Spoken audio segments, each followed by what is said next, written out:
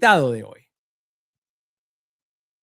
Señoras y señores, con ustedes les traigo a un abogado en derechos humanos que ha representado la lucha por la reivindicación de la dignidad humana en nuestro país. Durante muchos años, con una voz muy bajita, pero con un trabajo que suena mucho más alto que ella, ha venido representando a miles de víctimas de la represión chavista, a miles de presos políticos. Y actualmente se encuentra en el exilio por esa misma persecución por la cual muchos de ustedes también están fuera de su hogar en Venezuela. Dentro de ese exilio ha tenido, bueno, ya tendría que preguntárselo yo a él, pero ha tenido la oportunidad de presenciar a Nicolás Maduro frente a un juez esposado como lo que es, como un criminal.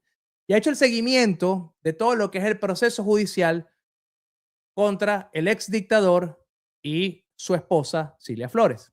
Así que con ustedes les traigo a un gran amigo, me gusta llamarlo amigo, y una persona, un profesional al cual respeto profundamente, Nizar El Faqih. Bienvenido, Nizar. ¿Cómo estás el día de hoy?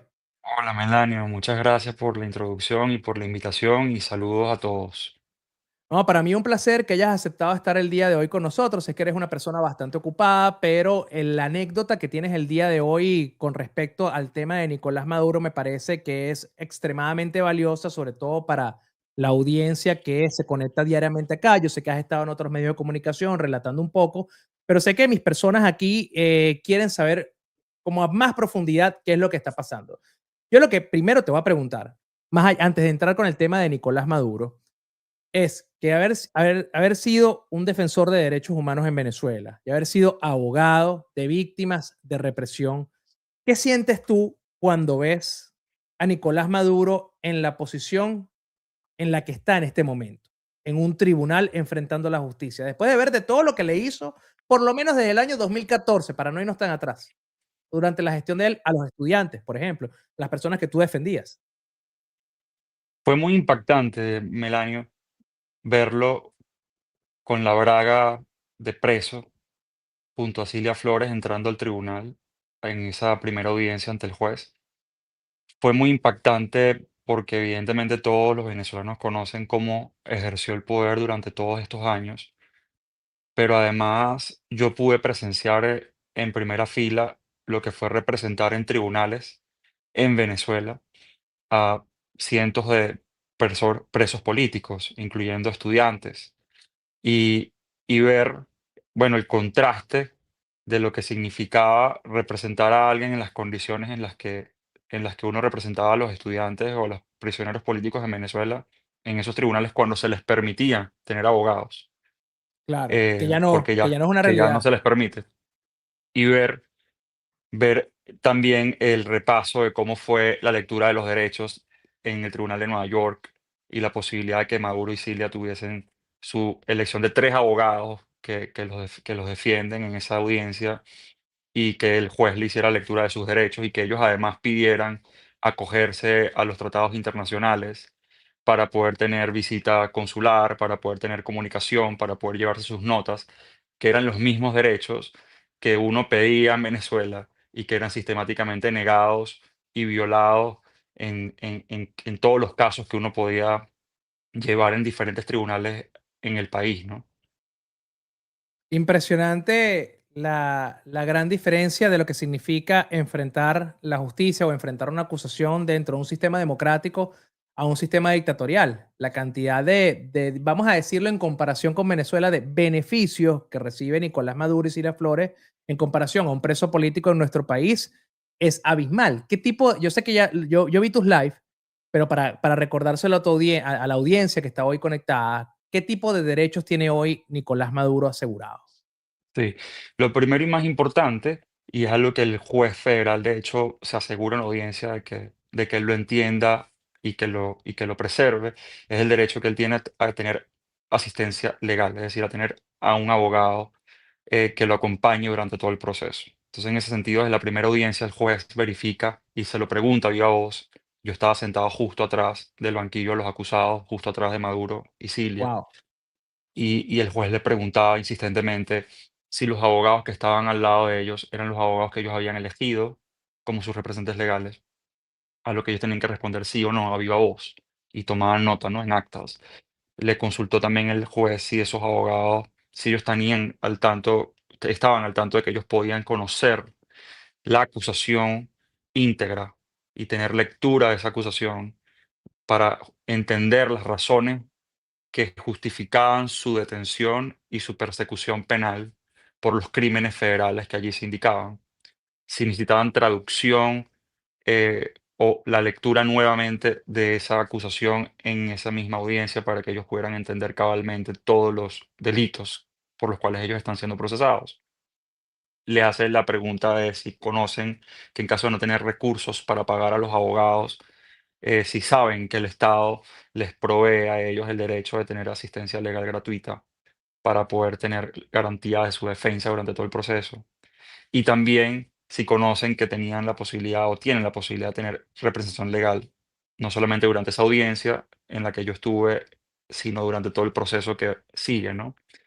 Y a cada una de estas preguntas ellos tenían que responder afirmativamente o no, ¿no? Y bueno, eso es la primera lectura de derechos. Y luego, bueno, luego están todos los derechos que se preservan en el recinto carcelario, aunque hay que destacar que la cárcel, Maduro está hoy sometido a las reglas más rigurosas permisibles por la ley federal. ¿A Yo qué me justo refiero con venía a esto? eso, Sí. yo justo venía a eso, Nizar. ¿Es Nicolás Maduro un preso con privilegios por haber sido, vamos a decirlo entre comillas, un jefe de Estado o alguien que acumulaba el poder en un país? Él es tratado diferente en la prisión, pero de beneficios, ¿no? Digo yo. En lo absoluto, no, sino todo lo contrario. Mm. Fíjate, hay 2 elementos aquí importantes. El primero es que, a los efectos de los Estados Unidos, no es jefe de Estado. A los efectos de los Estados Unidos, Maduro no ganó la elección presidencial, nunca se hizo con el poder legítimamente a partir del año 2019, específicamente tras la elección del 2018. Estados Unidos no reconoce a Maduro como presidente desde el 23 de enero del año 2019, bajo la primera administración de Trump, y eso se ha mantenido hasta el día de hoy. Incluso se mantuvo durante la época de Biden. Yo siempre lo destaco, a pesar de las negociaciones y de las conversaciones legalmente, nunca se le dio un reconocimiento a Maduro como presidente. Y eso fue muy marcado además en audiencia. El juez federal le hizo saber a él que se estaba presentando allí como Nicolás Maduro Moros y Cilia se estaba presentando allí como Cilia Flores de Maduro y no como presidente de Venezuela y primera dama. Y por Wow, tanto fue muy claro también a los efectos de decirles que no tenían inmunidad, porque normalmente un jefe de Estado, efectivamente, según el derecho internacional, si tú eres presidente de un país, tienes inmunidad, que significa que no puedes estar siendo juzgado por tribunales en el extranjero. Entonces, precisamente por el hecho de que Estados Unidos no lo reconoce como presidente legítimo y por tanto no reconoce a Cilia como primera dama, también desconoce cualquier inmunidad o privilegio que ellos puedan tener, ¿no? Ahora, en la cárcel, Melanio, te decía que era todo lo contrario, es decir, en lugar de sí, privilegios es todo lo contrario. Maduro está sometido hoy a las máximas restricciones que son admisibles bajo la ley estadounidense, wow, ¿sí? Cuando una persona está en prisión en Estados Unidos, para los que no estén muy duchos con el tema, hay diferentes tipos de prisiones. Hay diferentes tipos de prisiones. Normalmente las prisiones se distribuyen a los presos en función de su nivel de peligrosidad, dependiendo de los delitos y de lo delicado de los delitos que se les atribuyen. Y luego también hay una distribución interna entre presos que han sido condenados o presos que están enfrentando un proceso judicial y que todavía no han sido condenados, como es el caso de Maduro.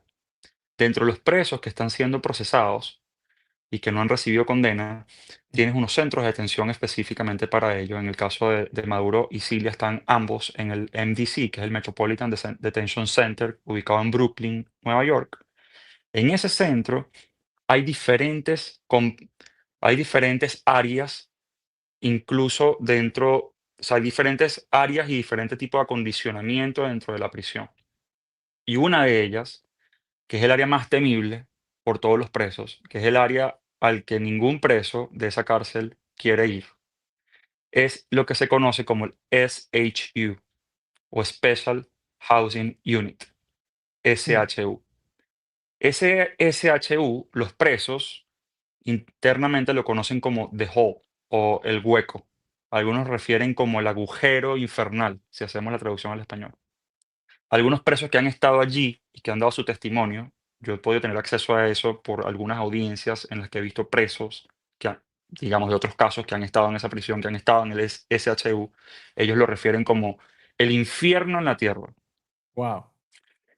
¿Y por qué? Porque en esa celda que está en las celdas del SHU, que es esta división especial dentro de la cárcel MSC, el preso está sometido a las máximas restricciones. No tiene contacto con otros presos. Se mantiene solo en su celda casi las 23 horas de las 24 horas del día, 23 horas de las 24 horas del día. Tienes que comer a las horas asignadas, como todos los demás presos, la misma comida que le sirven a todos los presos, que allí son más de 1.300 presos. Maduro come la misma comida que le proveen a todos los presos, pero tienes que comerla solo en tu celda. Te pasan la comida en una bandeja metálica a través de una rendija de la puerta y tienes un tiempo asignado para comer, que el desayuno es a las 6 de la mañana, el almuerzo está asignado para las 11 de la mañana y la cena a las 4 de la tarde luego del conteo, y tienes un horario estricto para terminar tu comida y devolver la bandeja por la misma ranura. Entonces transcurre el preso durante 23 de esas 24 horas en su celda y solo tiene momentos fuera de su celda supervisados, porque tiene una supervisión incrementada, mientras los presos comunes cuando salen de su celda pueden tener espacios, zonas comunes de la misma prisión, en la que pueden caminar, pueden conversar, etcétera, o tienen áreas recreacionales. El preso que está en la SHU, como está Maduro, cuando sale de su celda tiene que ser esposado, muchas veces no solamente de manos, sino también con grilletes en los pies y en la En la cintura. cintura también lo he visto, ¿no? Sí, en la Y van cintura, conectadas, y van conectadas. así es. ¿Por qué se entiende que el preso está en el EHU, está en condiciones de máxima restricción? Por la peligrosidad que puede representar, por el nivel de los delitos por los cuales está siendo procesado, etcétera, ¿no? Y todo esto está regulado además, porque en Estados Unidos todo esto está regulado, no depende del criterio del funcionario que está allí de turno, sino que hay unas reglas que ellos tienen que cumplir estrictamente. Y eso está en ley federal, además. Entonces, cuando él sale de esa celda, sale en esas condiciones. Si ustedes han visto alguna imagen de él, lo verán así, porque eso es lo que exige la ley cuando se trata de un prisionero que está en el SHU. O sea que no hay Y espacio como para que él sea el simpaticón de la cárcel y se gane a los custodios y no lo traten así, porque esto es la obligación de la cárcel, tratarlo así. así es, así es. Y cuando sale Melanio, pues tienen unos minutos asignados los presos para poder tener acceso al aire libre, para poder respirar aire libre, porque estás todo el día encerrado pues en esa celda que no tiene aire libre. Y el problema que yo también mencionaba y que han mencionado muchos presos es que, bueno, en esas celdas hay mucho frío porque estás ubicado en Nueva York. En esta época del año estamos en invierno. Estaba a Ahorita menos estamos seis. ahorita estamos a -6, hay una nevada muy grande desde ayer, eh, que llegaron las temperaturas a -11, -12, hasta -15 Celsius. Entonces, claro, en estas condiciones de frío, esos pocos minutos que tienes a la semana para poder salir al aire libre, que no es el aire libre, es una especie de Es una área jaulita. dentro, sí, donde está todo enrejado y bueno, tienes la posibilidad de no tener las paredes de bloque y sobre todo no tienes un techo de bloque para tú poder ver el sol y, ver el y sentir el aire libre, pero en todo caso con este frío es la peor época del año para poder salir, ¿no? Entonces a veces ni siquiera el preso quiere salir porque las condiciones de frío son muy extremas. Entonces, la situación es muy compleja. Em, los presos que han estado en el SHU, como te decía, los escriben como el agujero infernal, como el infierno en la tierra. Dicen que lo más difícil es poder preservar la estabilidad mental, de Psicológica, estar ¿no? psicológica, de poder estar ahí encerrado tantas horas durante el día sin interacción con otros presos. Y bueno, por allí te puedo contar algunas ¿Has cosas más, podido pero te dejo para confirmar? que me Escuché uno preguntes. por cierto, si ustedes no siguen a Nizar el Faqih, por favor, búsquelo en Instagram, está en mi lista de amigos, Nizar el Faqih. Él está haciendo seguimiento a todo el caso de Nicolás Maduro, entre otras cosas. Es un abogado que tiene una experiencia de larga data en temas de derechos humanos y muy comprometido con la lucha venezolana, así que no tiene pérdida que lo sigan. Él hizo diferentes en vivos y constantemente estaba dando entrevistas y actualizaciones del caso, y en uno de los en vivos, que lo hizo hace par de noches, el viernes, si no me equivoco, o este fin de semana, estaba explicando que tuviste acceso a la confirmación de que efectivamente Nicolás Maduro tuvo una orientación en temas de salud mental y prevención del suicidio, porque bueno, estas condiciones le están afectando un poco su estabilidad emocional. Así es. Hay dos elementos, ¿no? En principio, todas las cárceles federales, por regla, tienen un manual de prevención de depresión y suicidio, ¿no? Es como un mandato que establece la ley. Pero la verdad es que ese manual está allí y no necesariamente, ¿sabes? Los custodios van Se a va a hacer un utilizar. énfasis, exacto, o no necesariamente los custodios van a hacer un énfasis muy importante en que el prisionero lo revise o lo lea o tenga conocimiento de sus detalles, ¿no? Puede pasar a veces incluso hasta como un mero formalismo. Ahora, en un caso como el de Maduro, las propias reglas federales lo ponen a él en condiciones de mayor riesgo. Por el nivel de De, opulencia, por el nivel de control, de poder que tenía, ¿no? Que tenía en su haber, claro, pasar de tenerlo todo a estar confinado en una jaula llamada el hueco del infierno, como si fuese una rata, debe afectarte muchísimo. si hay personas, sí, que efectivamente ejercitas el poder durante todos estos años. Nunca en tu vida Claro, has tenido que someterte a una autoridad civil durante más de 2 décadas. Yo decía que la primera vez que Maduro se enfrentó a una autoridad civil que le ordenó algo fue ante ese juez federal, esa audiencia en la que yo estuve cuando fue presentado en el tribunal. Es la primera vez fíjate. que un juez, además de 92 años, le está dando alguna instrucción. Y precisamente yo describía en las otras entrevistas cómo Darse él cuenta que cambia. tenía que hacer caso. Como él, exactamente, como él al principio intenta hacer una deposición política, una exposición política, que el juez no le estaba preguntando sino su nombre y su apellido, y luego el juez lo detiene, lo manda a sentarse y le ordena que se vuelva a parar y que responda nada más la pregunta, y cómo Maduro cambia completamente la voz y completamente, ¿sabes? Su postura corporal, su mirada, empieza a asimilar que él está enfrentando un tribunal y que allí el que manda es el juez. Claro. Y yo creo que todo esto tiene un proceso de asimilación muy importante. Yo también he contado en otras entrevistas, Melania, que yo como abogado he defendido a personas que han estado detenidas. Y es normal, incluso si eres inocente, y sobre todo si eres inocente, pasas por un proceso siempre de asimilación. Al principio Claro. estás, sabes, las primeras horas, sobre todo te detienen a la persona, la trasladan, le hacen las fotografías de rigor, le hacen los exámenes médicos, perdón. En Estados Unidos funciona así, sobre todo cuando existe una persona que es trasladada desde otro país. Hay Y es verdad diferentes que les hacen una procedimientos revisión corporal completa, ¿no? Lo desnudan completo y le revisan sus cavidades para ver si no tiene nada que entre para la cárcel. y hay revisiones por rigor que deben hacerse, pues, ¿no? Incluyendo revisiones médicas, a las que se deben practicar antes de ponerlo a la orden del tribunal, ¿no? Y todo eso, en todos esos intercambios de traslado, de fotografías, de firmas de documentos, de entender lo que te hacen la lectura de los cargos, las primeras comunicaciones que te permiten tener con tu Claro. abogado. La persona normalmente está en una situación de mucha confusión y de mucha adrenalina y no estás todavía asimilando en qué situación estás realmente, ¿sí? Sí, por eso lo Y veíamos. Happy New Year. correcto. How are you? Y A así, eso se good, explica good. esa reacción que a veces incluso, ¿sabes? Son reacciones que puedes tener casi de forma espontánea ante una situación de tanto apremio que no estás todavía asimilando muy bien lo que te está ocurriendo. Y luego, cuando bajan las aguas, es que el cerebro empieza a asimilar, y yo eso lo vivo como abogado muchas veces, y es parte además difícil del proceso cuando uno está llevando la Claro. defensa de una persona detenida, es acompañarlo en ese proceso en el que él va asimilando qué es lo que está enfrentando y la magnitud de lo que le está ocurriendo. Y yo creo que eso empezó en el caso de Maduro cuando por primera vez él entra a ese tribunal y el juez le da las órdenes y lo manda a sentarse y lo manda a volver a levantarse para responder lo que el juez le estaba indicando. Ahí empieza ese Maduro, yo creo que a desestructurarse, ese Maduro que todos vieron en las imágenes que circularon por allí. Y yo creo que ahora la situación es mucho más elocuente, mucho más obvia. Y tú vas a Pero estar bueno, en la siguiente audiencia en marzo, ¿no? ¿De qué va esa audiencia? Porque esta fue la de presentación.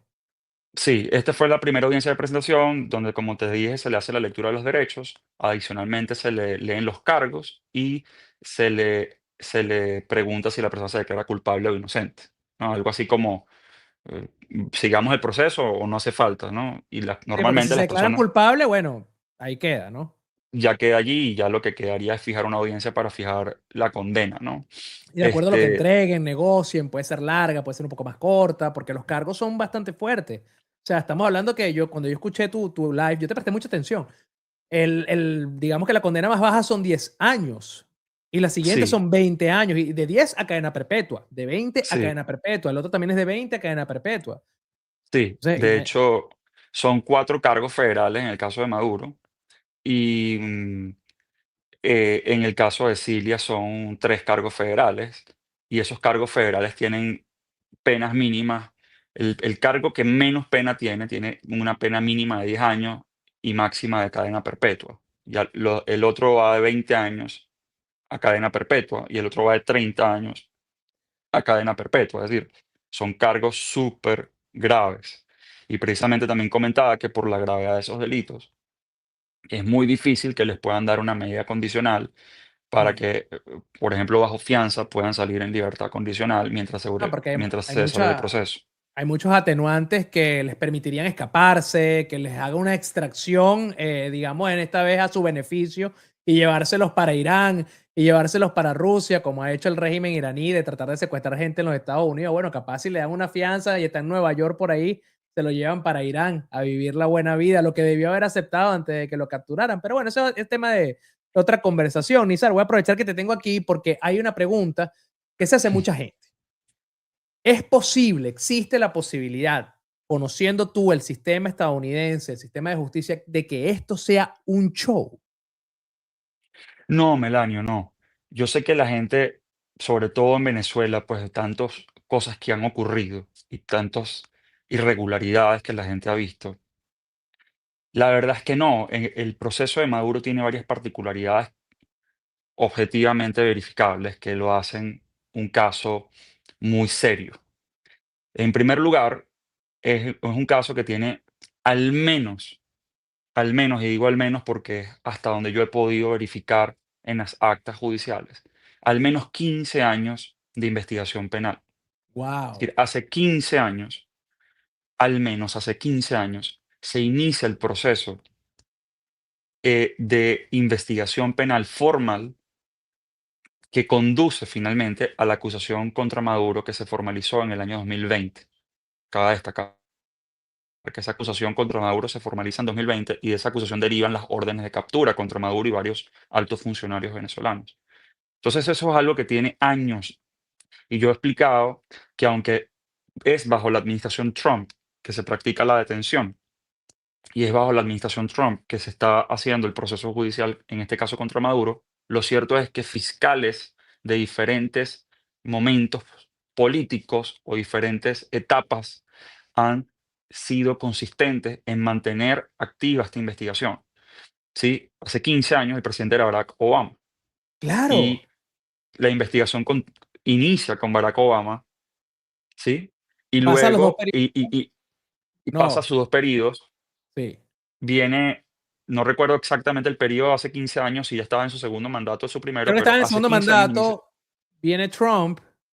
viene Trump uno, continúa la investigación penal con Trump uno, se robustece, se añaden otros fiscales a esa investigación, porque es allí, durante ese mandato, en donde entonces esa investigación deviene en una acusación contra Maduro, Mm, porque ya de esa investigación habían varias acusaciones.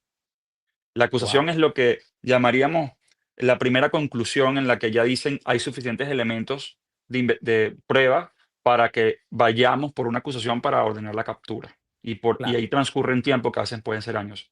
De esa investigación que te estoy hablando hace 15 años ya habían derivado varias acusaciones, incluyendo la acusación contra Cliver Alcalá Cordones, la acusación contra el Pollo Carvajal y otros actores. Y en el 2020 se concreta contra Maduro esa acusación penal, Que que la además prueba además tenemos, un gran jurado. ajá. Y bueno, lo que quiero decir es que esa acusación la prueba un gran jurado, no la prueba el fiscal en Estados Unidos, Sí, no no es la una persecución prueba, política, o sea, tiene no, una participación de diferentes poderes y diferentes elementos de la justicia americana que ha permitido que esa investigación y que esta orden de detención se termine ejecutando. Que no es el así capricho, es. además que lo dejas bien claro en este recorrido, en el cuadro cronológico de los presidentes, que deja claro que no es el capricho de un presidente, como se quiere vender narrativamente el día de hoy, que la captura de Nicolás Maduro es un capricho de Donald Trump para robarse el petróleo, o cualquier excusa, no, sin caer en detalles, cualquier excusa. Y esto viene desde Obama. Es una investigación que tiene 15 años, formal, que me encantó que usaras esa determinación, formal, es decir, certificado ya con un sistema de investigación, con un equipo que se está recabando las evidencias, pero que evidentemente traían desde antes por lo menos los pitazos. Los pitazos, mira, hay que ponerle el ojo a este señor, hay que ponerle el ojo a este señor, le pusieron el ojo y no vamos a hacerlo de forma Porque formal. además, Melanio, además, en acusación penal que ya se desclasificó, la última acusación, normalmente para que la gente entienda, como estos casos son muy delicados, hay las acusaciones y los escritos se mantienen sealed o clasificados o Sellado. reservados, sellados, y no se van conociendo sino hasta que se avance en el proceso. ¿Para qué? Para no poner en alerta a las personas que están siendo investigadas, o porque a veces tienes testigos que están cooperando bajo confidencialidad, y están revelando información detallada, Como y puede no puedes ser revelar. Cliver Alcalá y el pollo, por ejemplo. Correcto. Y Wow. durante el proceso no pueden revelar la información porque los pones en riesgo, etcétera, ¿no? Entonces, son casos complejos. Pero sí, lo que comprueban las actas es que ha habido una investigación de 15 años al menos. ¿Y por qué digo al menos? Es porque cuando lees la última acusación que han desclasificado, que ya le quitaron el sello legal, esa acusación tiene elementos que datan del año 1999. Y los fiscales no van a hacer alusión a hechos que acaecieron o que ocurrieron en el año 1999, en el año 2000, en el año 2001, en el año 2002, si ellos no tienen elementos de prueba de esa Claro, época. Entonces, pudiéramos también hablar de un caso que hace 15 años inicia el proceso de investigación formal, pero tienen pruebas, a decir de la acusación, que datan al menos del año 1999. Entonces, estamos hablando de una acusación con diferentes, o sea, con un acervo probatorio muy largo, de muchos años, y en el que han participado además fiscales estrellas de diferentes jurisdicciones de los Estados Unidos, fiscales de muy alto claro, nivel del Distrito Sur de Florida, que cuentan con equipos técnicos muy importantes que han sido famosos por casos muy emblemáticos en el Distrito Sur de la Florida. Luego tienes a fiscales que han participado en este caso de Washington, D.C., que normalmente cuando tienes fiscales de Washington, D.C., es porque el fiscal general de los Estados Unidos también está involucrado, y como su oficina está en claro. Washington, D.C., ponen siempre fiscales de esa jurisdicción cuando el caso reviste una importancia nacional o de seguridad nacional. Y luego tienes a fiscales del Distrito Sur de Nueva York. Ojo, no de ahora, te estoy hablando desde hace años, Claro. ¿sí? Entonces, claro, Inclusive es el 99, porque estás esto te recabando habla, toda esta información. puede que el caso de investigación formal haya iniciado hace 15 años, que es hasta donde yo he tenido acceso, y que se remonte por los testimonios y por las pruebas obtenidas, se remonten los hechos hasta el 99 o desde el 99. No sé si esa fecha ellos hayan estado iniciando el proceso de investigación, no me consta, pero en todo caso son no menos de 15 años de proceso de investigación. Y eso te Esto habla de un caso muy robusto, pues. esto es algo que, a ver, esto ya es una especulación de mi parte, pero me queda muy claro con tu declaración de que Hugo Chávez pudo haber estado enfrentando este destino si no se hubiese muerto en su momento, porque si estamos hablando de que hay elementos investigados que vienen al delito después de la investigación formal hace 15 años, pero desde el 99, una época donde el que estaba controlando todo el entramado de Venezuela y el control político lo mantenía Hugo Chávez, quien, bueno, si vemos las declaraciones del Pollo Carvajal, si vemos las declaraciones de Cliver Alcalá, uno puede asumir cosas con respecto a eso, pero dejaste a la audiencia, los comentarios son, todo el mundo está así. Desde el 99, mira, no te voy a quitar más tiempo, Nizar, yo sé que estás entre una reunión y una cosa, sé que estás bastante ocupado, te agradezco todo el tiempo que le has dedicado a este programa y a la audiencia. Te tengo un par de preguntitas para que me las respondas rápido, como si fuera cualquier cosa, sin mucha profundidad, para que te puedas ir tranquilo. ¿Quién paga esto? Yo sé cuál es el proceso de la corte para verificar como si el dinero es bueno o es malo, pero en este momento, ¿quién está pagando esos abogados? ¿Eso ya se sabe? No se sabe todavía, y es una pregunta muy importante. Ellos tienen su derecho a la defensa, pero efectivamente los abogados son muy costosos. en Estados Unidos los abogados son muy costosos, pero además estos abogados tienen unos trabajan en una firma, el caso de Pola, que es el abogado que encabeza el caso de Maduro, trabaja en una firma muy costosa, que tiene oficinas en varios estados del país, incluyendo Nueva York. Y en el caso de Cilia Flores, tiene un abogado que encabeza su representación, que tiene oficinas en Texas, que además es muy costosa también. Entonces, esta es una pregunta que ha sido muy recurrente, todavía no es una información que haya trascendido. Va a ser difícil que esa información trascienda por cómo se lleva aquí el proceso para preservar el derecho a la defensa, pero en todo caso, para la tranquilidad de la gente o para el conocimiento del público, hay una ley que regula cómo el juez vigila y revisa cómo se van a hacer esos pagos por tratarse de personas que están siendo imputadas de delitos muy graves dentro de los Estados Unidos, ¿no? Narcotráfico, corrupción, hay que investigar muy bien de dónde viene esa plata para pagar el abogado antes de que la corte apruebe la utilización de esos fondos para efectivamente cancelar esos honorarios. Última pregunta. ¿Es Celia? ¿Qué es de la vida de esa señora? ¿Dónde está ella? Nadie la quiere, Bueno, nadie sí, pregunta por ella. Chile se encuentra en la misma cárcel, en el Metropolitan Detention Center. Yo por razones de tiempo y del proceso de verificación, porque acostumbro a verificar lo que digo con acceso a las actas y al expediente, y a veces no tienes todo el tiempo suficiente como para verificar cada elemento. Yo me centré en la verificación de las condiciones carcelarias de Maduro para poder informar a la gente, porque sé que es muy importante para los venezolanos, pero todavía no he obtenido toda la información verificada del caso de Cilia, más que está en esa cárcel. Yo pude verla también cuando estuvo en el Claro, proceso de su audiencia y está en la misma imputación penal, en la misma acusación penal, está enfrentando el mismo juez, el mismo tribunal, los tres cargos que ya les comenté, y también se declaró no culpable digamos, verificó la asistencia de su abogado, etcétera, porque todo eso yo también lo presencié en el tribunal, y ella va a estar sometida al mismo proceso judicial de Maduro. En principio son coacusados de la misma causa y se mantiene el proceso junto, pero están ubicados en lugares en completamente diferentes diferentes secciones. dentro de la cárcel, sí. Entonces, prometo hacer cuando termine de obtener toda la información, prometo hacer una entrevista o dar un live en mi Instagram para comentar algunos detalles de su situación carcelaria en el caso de Silvia. Ya lo saben, arroba Nizar el Faqih. Después les contaré más detalles, historias graciosas que nos han acontecido a lo largo de la vida. Por ahora lo tenemos aquí invitado como especialista en temas de derechos humanos y por supuesto como uno de los testigos venezolanos de mayor, digo, que está mayor capacitado para describirnos lo que está pasando en el caso en contra de Nicolás Maduro y de Cilia Flores. Nizar, muchas gracias por tu tiempo, muchas gracias por estar acá. Sigue con el buen trabajo. Toda Venezuela te tiene los ojos encima durante todo este proceso. Así que bueno, síguenos informando. Muchas gracias. Gracias, hermano. Un abrazo. Saludos a Un todos. abrazo, igualmente.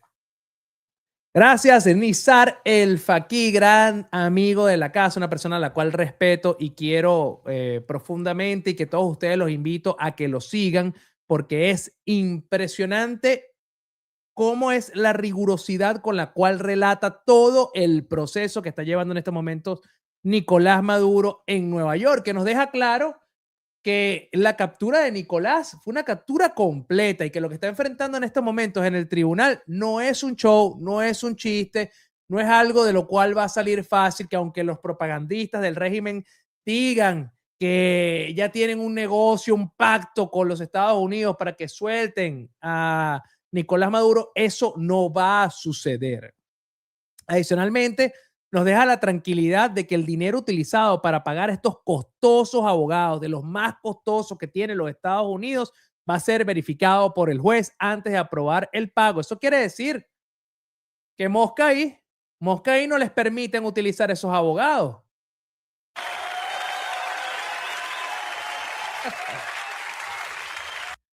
Que Nicolás Maduro, después de estar exhibiendo cómo fumaba habanos y se comía un bistec con Salt Bae, ¿se acuerdan? En Turquía, pues ahora recibe 3 comidas al día, lo mismo que reciben todos los presos de la cárcel en el horario de 6 de la mañana, 11 de la mañana y 4 de la tarde antes del conteo y permanece completamente aislado, deprimido, que tienen que vigilarlo para que no se autocancele la membresía de la vida, como ha pasado con otros reos que ahí se encierran.